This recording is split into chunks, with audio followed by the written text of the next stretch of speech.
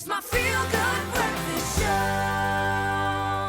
Welcome back to your Feel Good Breakfast Show. It is a Wednesday morning and it's so good to be in your company. Thanks for joining us at the start of a brand new day. Now, the journey of a successful job search begins with formulating a CV that'll put your best foot forward.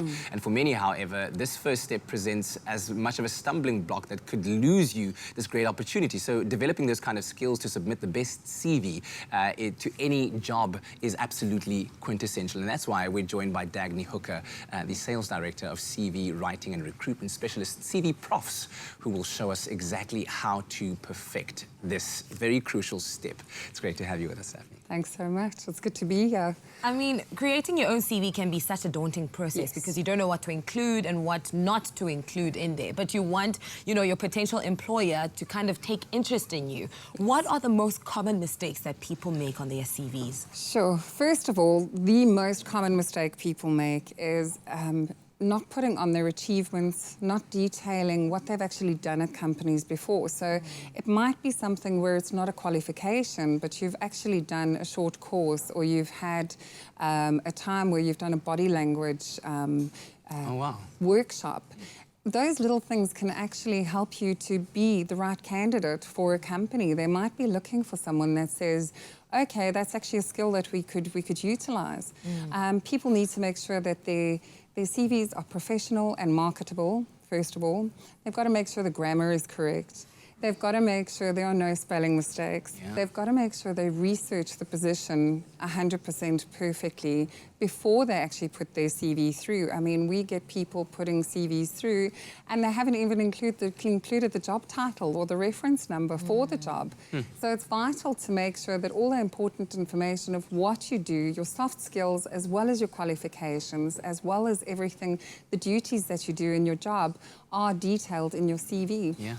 One of the things that people do ridiculously often is they repeat their job titles so many times through their CV. So they'll say, as a sales manager, I had these duties, and one of my sales management duties was... And it's very important to make sure that while you are writing your CV, you put a lot of time and effort into it, and make sure that you read it to yourself in the mirror and say, wow, if someone was reading the CV, would they employ me?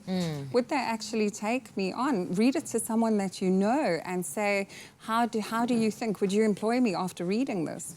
In order to make it different and approachable, you've got to make sure that you are reaching the position that you're applying for. You've got to make sure that you are, if you're applying for a marketing position, make sure that you've researched the field of marketing that you're actually going into.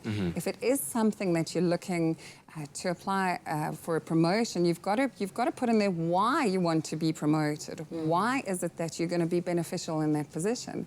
And unfortunately, in today's times, you have to sell yourself. That's true. You have to, and a lot of people aren't capable of doing that.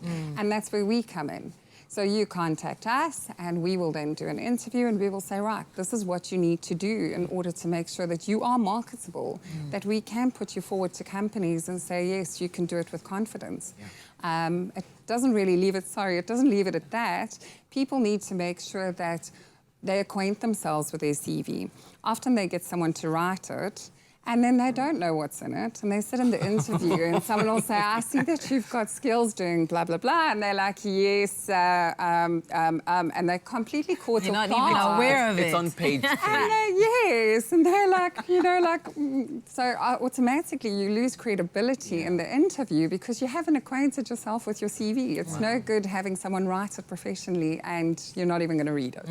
And then you realize the importance of having a business like yours operating and helping people out there, because more often than not, a CV is the first point of interaction or contact that a potential employee might have with you. Now, an interesting question that I just thought of while you were speaking is, once you've set up a CV and it's been written up and drawn up profession, you've acquainted yourself with it. Let's say you weren't successful at the first attempt at this particular job and now you apply for another job. Is there any value then in reshaping, rewording your CV based on the company that you are trying to find yourself employment at and the kind of position that you're trying to go for? So then reshaping it and having it refreshed for that kind of environment. Absolutely. It's vital. It's absolutely vital.